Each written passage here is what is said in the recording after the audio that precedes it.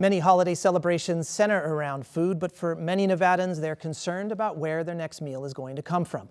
This week on Nevada Week, we look at the bigger problem of food insecurity in Southern Nevada.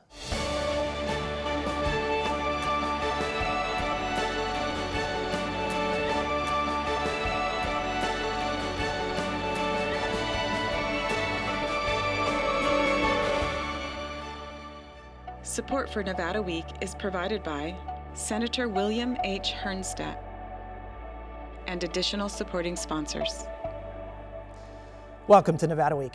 Well, food insecurity became dramatically worse during the pandemic. People were out of work for months. They lined up at schools, churches, and community centers to get boxes of food. But now, as people return to work and increasingly normal lives, there's evidence that food insecurity still lingers. There's many factors are contributing to this. But is this going to be the new normal, or a sign of a bigger kitchen table issues, or simply a lingering effect of the pandemic that will right itself in time? Well, joining us to talk about this problem are Leslie Carmine, Director of Media and Community Relations at Catholic Charities, Jody Tyson, Vice President of Strategic Initiatives at 3 Square, Mackenzie Mayer, Coordinator for the UNLV Food Pantry, and Ian McDonough, Director of Graduate Studies and Economics at UNLV.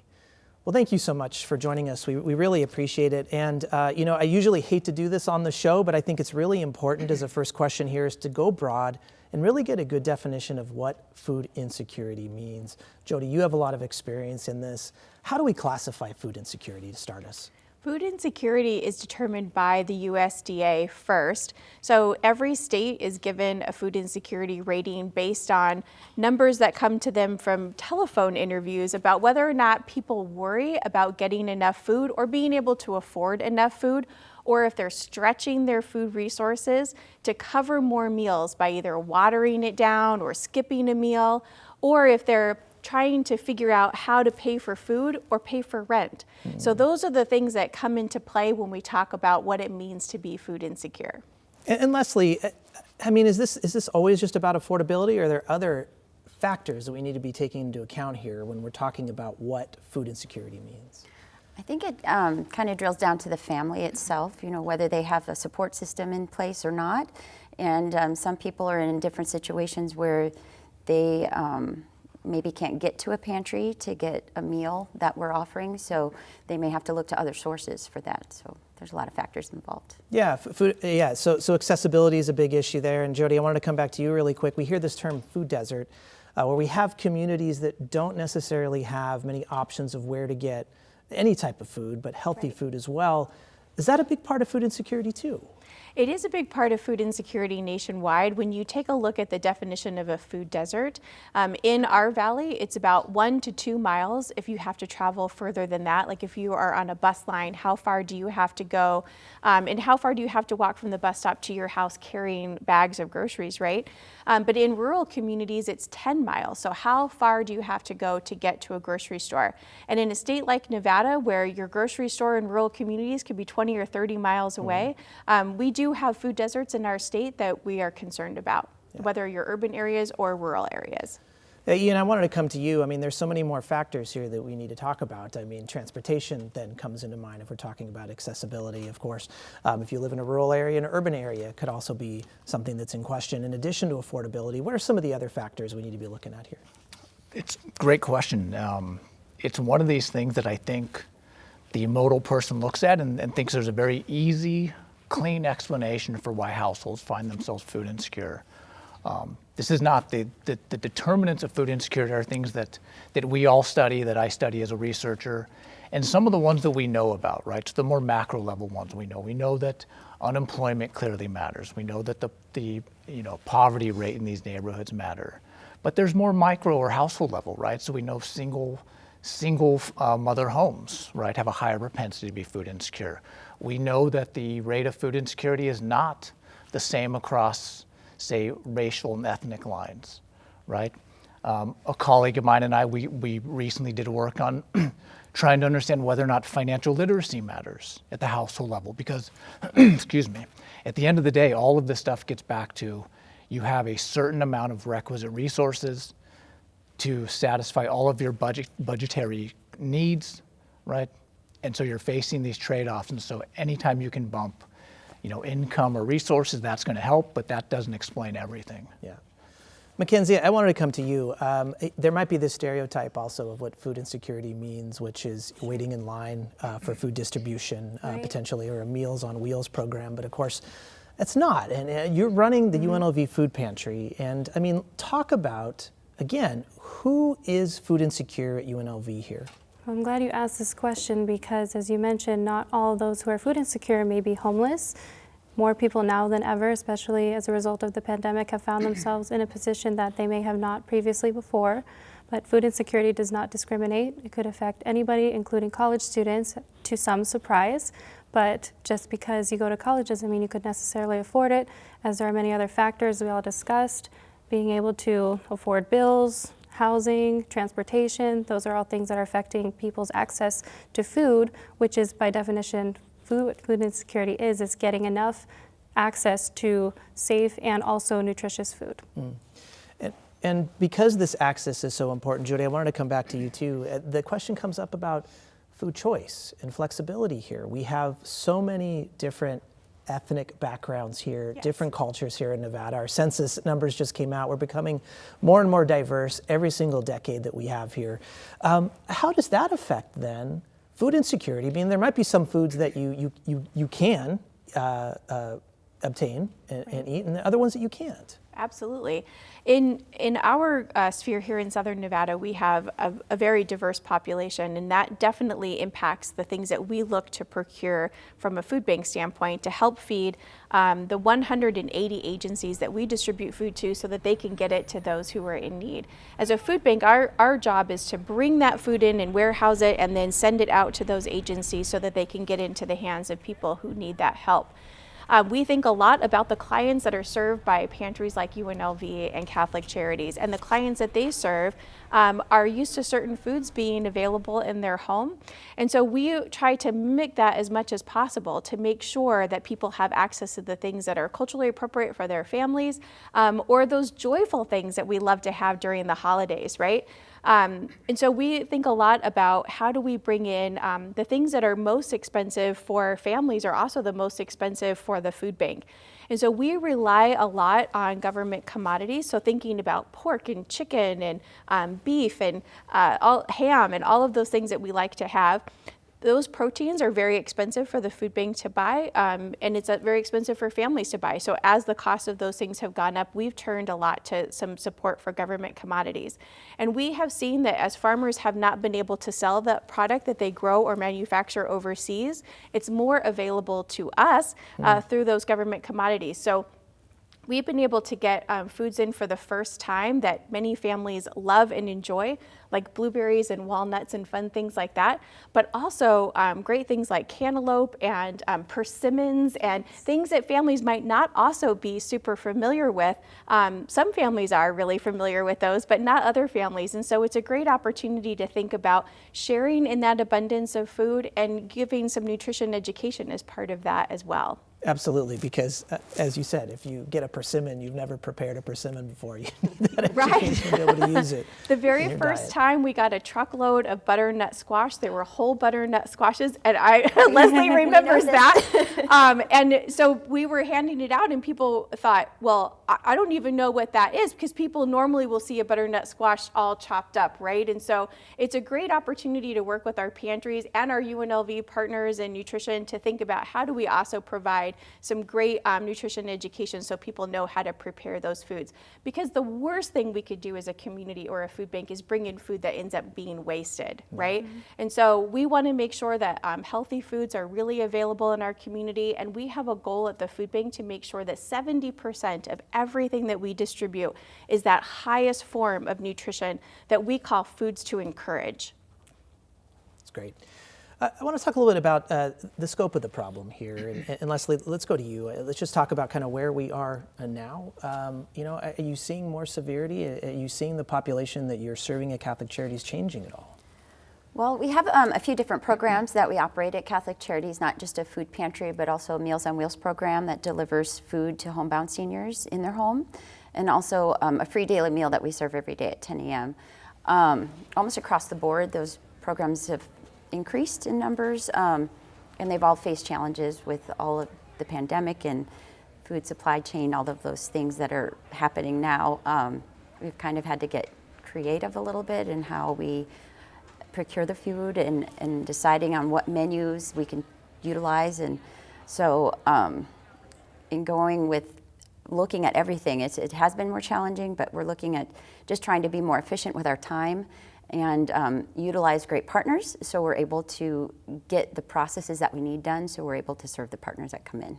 Mackenzie, same question. Let's talk about what's going on at UNLV right now.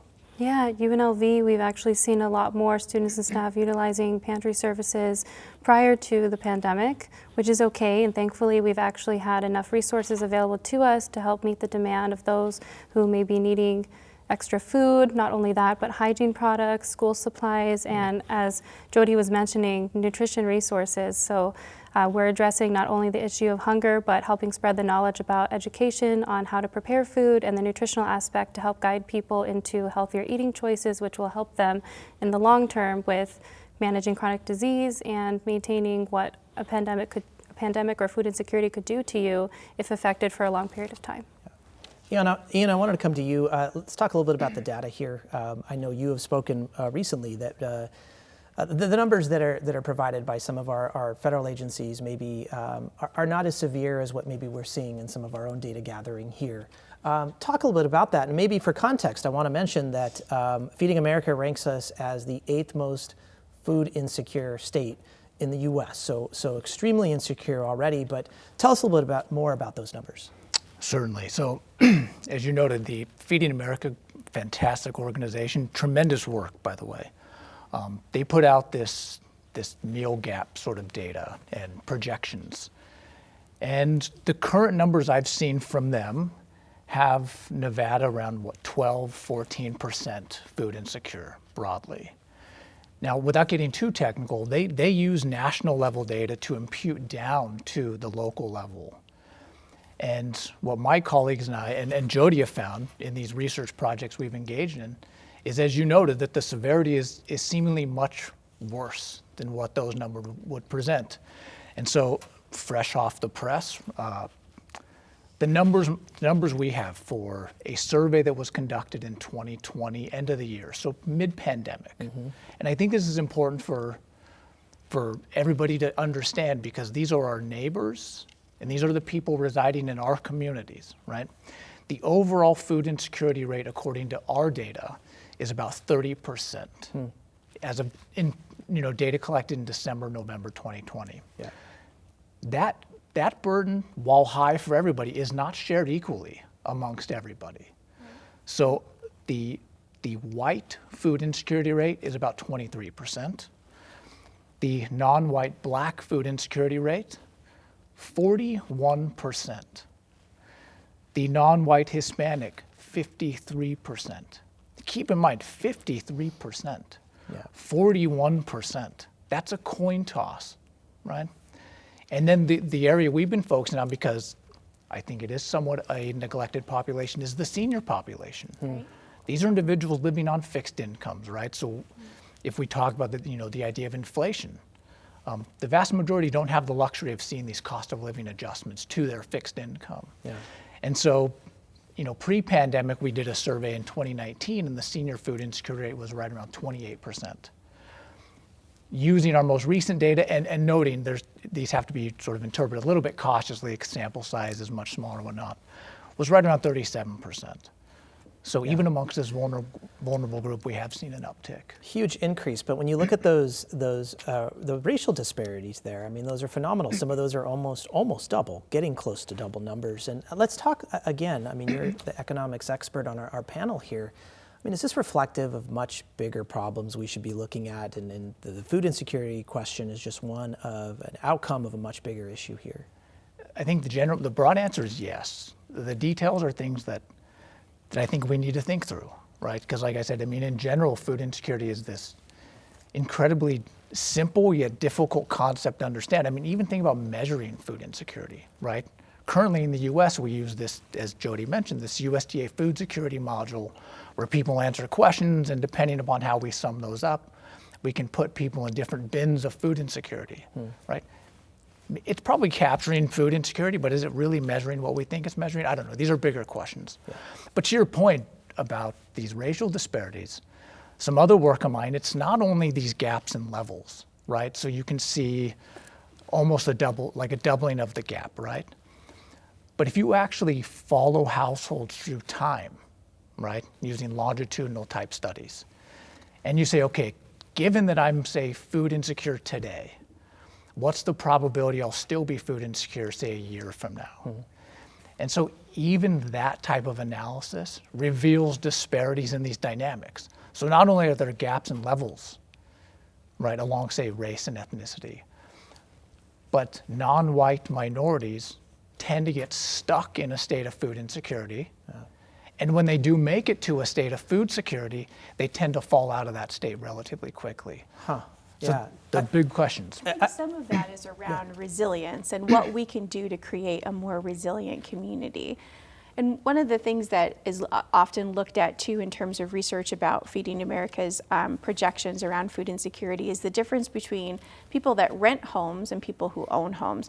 And so when we think about what helps to build resilience and what helps to build wealth, or that ability, not wealth as we think about wealth, but wealth in terms of being able to have your car break down and have the ability to still get to work every day, the ability to afford all of your prescription medications. And so even something as simple as looking at the difference between renters and homeowners can often help to bridge that gap, because we start to build equity when we own our own home. And we're not subject to the fluctuations of the rental economy, as we have seen in Southern Nevada that has grown so much, right? And that extends not only just beyond our communities of color, which are disproportionately affected, of course, by that, but also our seniors as well.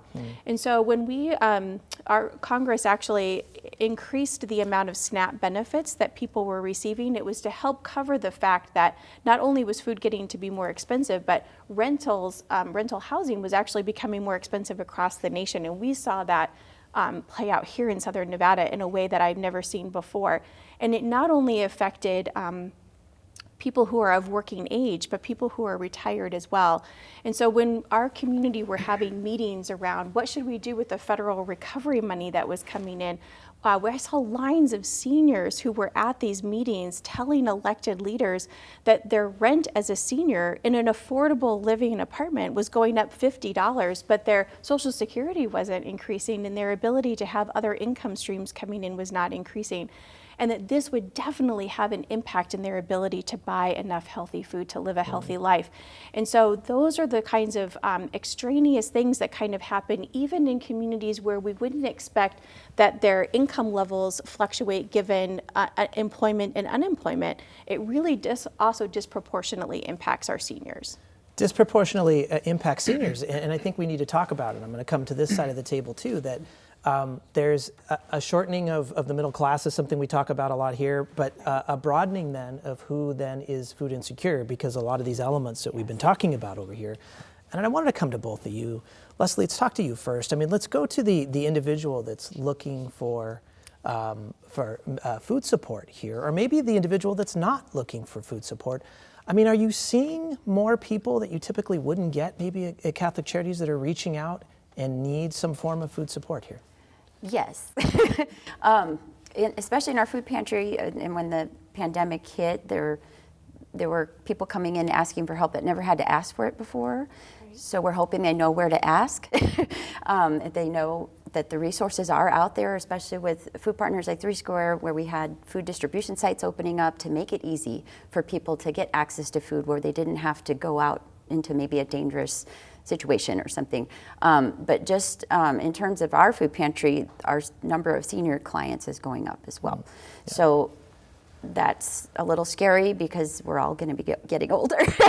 But if we can help solve some of these problems, I think it'll, when we work together, it'll help everybody. Yeah. But we really have to kind of pay attention to that kind of thing, because we are still a retirement destination. A lot of people are coming here and deciding to reside here and build families here.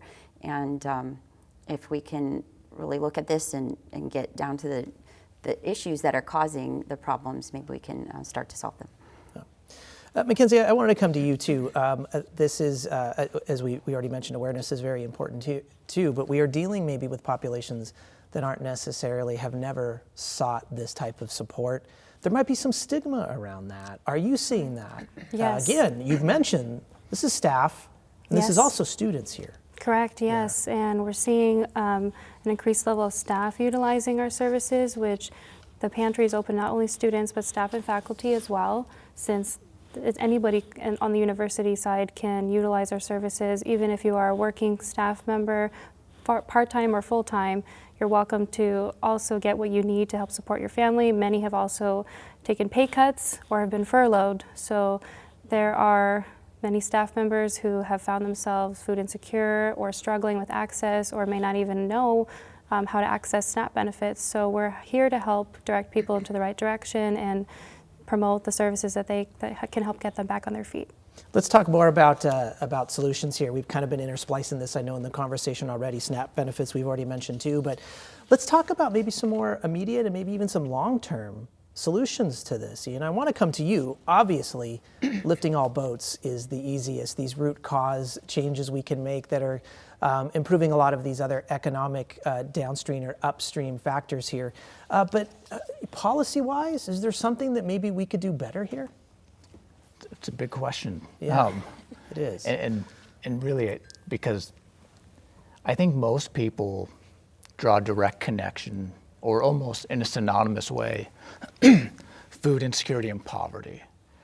But it's quite interesting when you actually look at the data, right? There are people who are above the poverty line that are classified as food insecure and vice versa, right? So thinking about policy levers is challenging. If you don't, circling back, I think, which somewhat gets to this idea of the middle class. So Raj Chetty at Harvard et al., they've done this incredibly cool study looking at income mobility and seeing how, right, they said, depending upon your birth cohort, what is the probability that you'll be making more in earnings by the time you're 25 and 30 relative to your parents?